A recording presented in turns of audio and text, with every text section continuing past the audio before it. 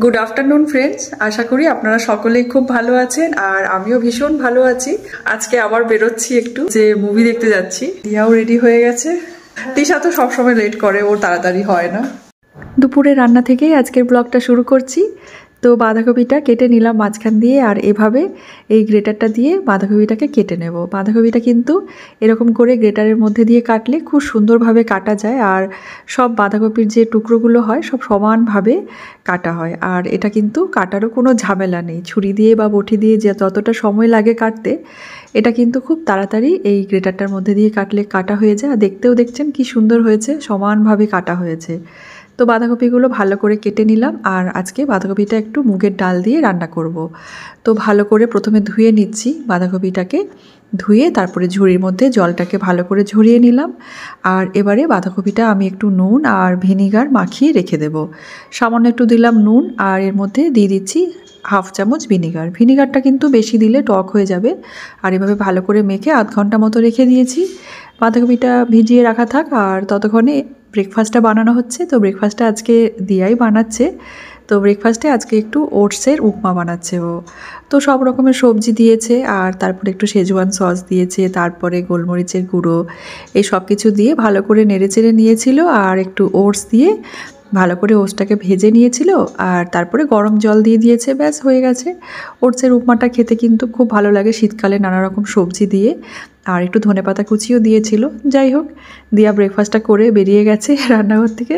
তারপরে আমি রান্নাবান্না করবো। এই যে মুগ ডালটা ভালো করে ধুয়ে নিয়েছি, আদা কাঁচা লঙ্কা বেটে নিয়েছি, মটরশুঁটিটাও ছাড়িয়ে নিয়েছি।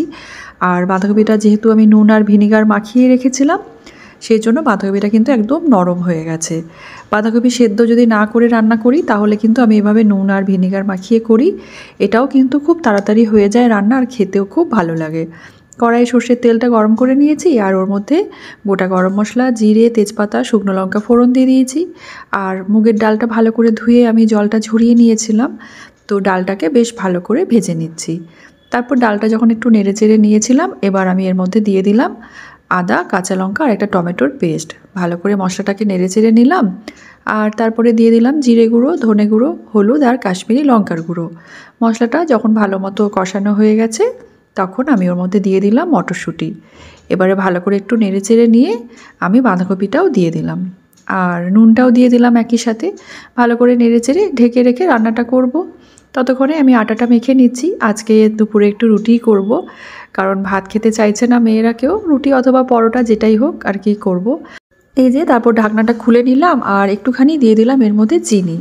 ভালো করে নেড়েচেড়ে নিয়ে ঢেকে রেখে দিলাম। আর ততক্ষণে আমি রুটিগুলো বানিয়ে রেখে দিচ্ছি।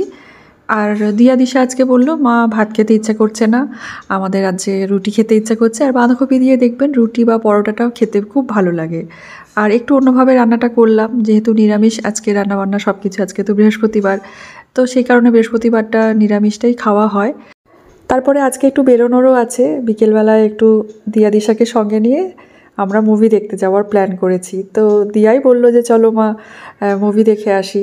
তা বললাম ঠিক আছে, তাহলে আর বেশি রান্না করব না। এই যে ওর বাবার টিফিনটাও প্যাক করে দিয়ে দিলাম, ও বেরিয়ে গেছে। আর তারপরে দেখি তরকারিটার কি অবস্থা। এই যে নেড়েচেড়ে নিচ্ছি, আর নামাবার আগে একটু গরম মশলার গুঁড়ো আর একটু ঘি দিয়ে দিলাম, আর একটু ধনেপাতার কুচি দিয়ে দিয়েছি।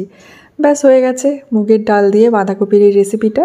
এটা কিন্তু খেতে খুব ভালো লাগে, একদম অন্যরকম টেস্ট হয়। আর রুটি, পরোটা বা ভাতের সাথেও খেতে খুব ভালো লাগে। তো দুপুরে রান্নাবান্না আজকে একদমই সিম্পল। আজকে বেশি কিছু রান্না করিনি, যেহেতু বেরোবো বলে। সেই জন্য দিয়া বলছে যে মা আর কিছু রান্না করো না, অনেকটা লেট হয়ে যাবে, কারণ 4টে থেকে সিনেমার শোটা আছে আমাদের।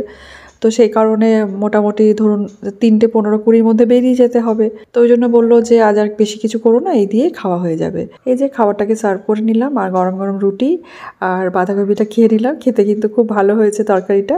তারপরে রান্নাঘর পরিষ্কার করে গুছিয়ে রেডি হয়ে গেলাম, আর দিয়া দিশাও রেডি হয়ে গেছে। আজকে আবার বেরোচ্ছি একটু, দিয়া দিশাকে সঙ্গে নিয়ে যাচ্ছি হচ্ছে মুভি দেখতে যাচ্ছি। তো ডাঙ্কি মুভিটা রিলিজ করেছে তো শাহরুখ খানের। তো সেই দিন আমরা লাস্ট দিন যেদিন মুভি দেখতে গেছিলাম, সেই দিনই আমরা ঠিক করেছিলাম যে এই মুভিটা দেখবো, আমি, দিয়া আর দিশা। তো আজকে দিয়া বলছিল আজকে না গিয়ে চলো অন্যদিন চলো। তা বললাম না, চল, আজকে এমনিতেই ফাঁকা আছি যখন, তাহলে আজকেই দেখে আসি। তো আমি তো রেডি হয়ে গেছি, এই ড্রেসটাই পরলাম, মানে এটা 2 দিন আগে পরেছিলাম বার্থডের দিন। তো সে কারণে আর অন্য কিছু বের করলাম না, এটাই পরে নিলাম। আর এই যে দিয়াও রেডি হয়ে গেছে। দিশার হয়েছে? দিশা তো সবসময় লেট করে, ওর তাড়াতাড়ি হয় না। ওকে তো জানেন, ও সবসময় লেট করে, মানে না আজকে তো হয়ে গেছে। কোন দিকে সূর্য উঠেছে বা না, কিছু তো বাকি আছে দিশা। এভরিথিং না, চুলটা বাদ। হ্যাঁ এটা তো আমি জানি তোর হবে না পুরোপুরি। তো যাই হোক, অটোটা চলে এলে আমরা বেরিয়ে যাব। চলুন তাহলে সিনেমা হলে গিয়ে আবার আপনাদের সাথে কথা বলছি। এখনের মতো টাটা।